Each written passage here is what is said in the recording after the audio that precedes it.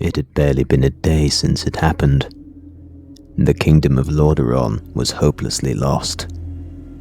Prince Arthas had betrayed humanity, slain his father, and subjected the capital city to a brutal bloodbath. Lord Cedric MARROWGAR, a noble of notable importance, as well as a paladin of the Silver Hand, was in the barn of the Agamond Mills, discussing the defense of the mills with its owner Gregor Agamond. Gregor had been adamant about defending his homestead with everything he had, and he had gone considerable lengths to see it done. He had spent much of his family fortune on a significant army of mercenaries, and had recalled all his available farmhands from Garen's Haunt to be armed and trained to fight. MARROWGAR and Gregor had agreed on the strategy of staging the defense around the barn and the Agamond household, but also recognized the need for a small rearguard force to defend the family crypt from any undead gnolls that would attempt to attack the defenders from behind via the now vacant Garen's Haunt. Satisfied with their tactics, Cedric walked out of the barn, plate armor rattling as he went, and oversaw the mill's preparations for the coming assault. Mercenaries were running combat drills in the square. Nissa Agamond was tending to the wounded refugees from the capital city, and farmhands were building palisades or other ramshackle fortifications. As Cedric stood in the doorway of the barn, he noticed Thurman leaning against the wall beside him, penning a letter to his beloved Yvette Farthing. Thurman hadn't seen her since the fall of the capital city, and was somewhat desperately trying to re-establish communication with her. Cedric pondered on if he should enlighten Thurman on what most likely happened to his beloved, but thought better of it. Hope was becoming ever scarcer in these trying times, and Thurman could ill afford to lose his. Just then, Cedric saw Thurman's brother Devlin emerging from the woods, a wicked smile splitting his lips. MARROWGAR sensed something foul about Devlin's soul. He walked away just as Devlin approached Thurman, calling Yvette a worthless distraction. The worst of the insult lay in that he might be correct. Cedric would have to keep an eye on the younger Agamond. He made his way through the preparing warriors toward the Agamond family crypt. It was the final resting place for most of the Agamond lineage, and it resonated with the holy light.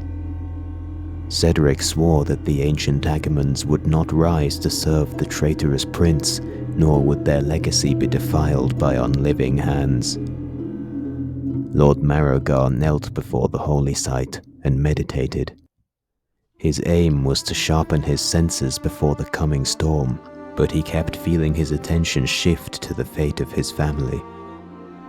House MARROWGAR had been an influential noble house in Stormwind, and had amassed a significant fortune via the control of much farmland situated in the Westfall breadbasket, but all members of the house save for him and his brother had been wiped out and put to the flame when the Orcish horde ransacked Stormwind in the First War.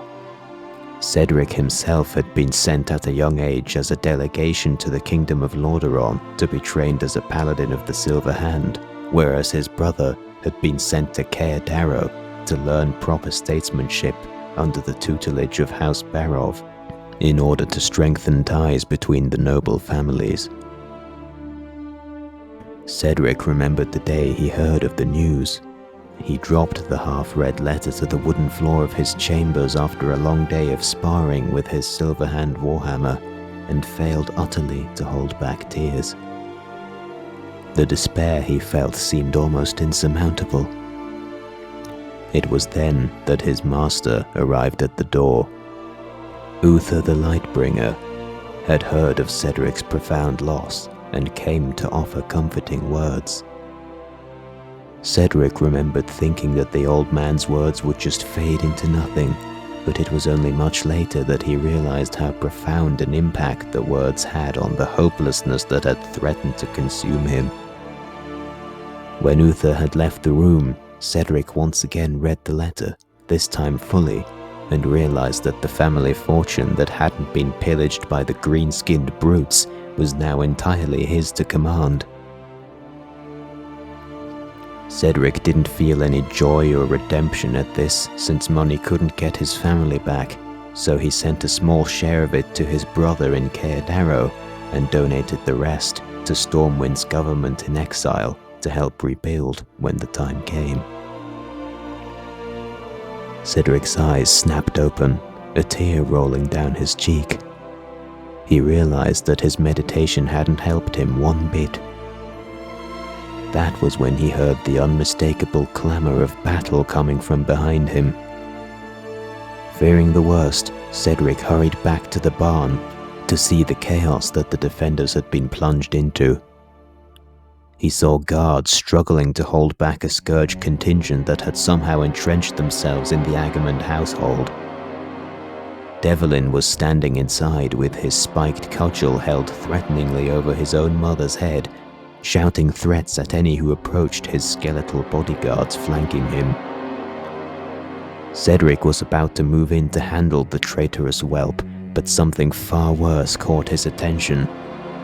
A thunder was approaching the mills, and through the trees, Lord MARROWGAR could see a tide of corpses flowing relentlessly towards the defenders.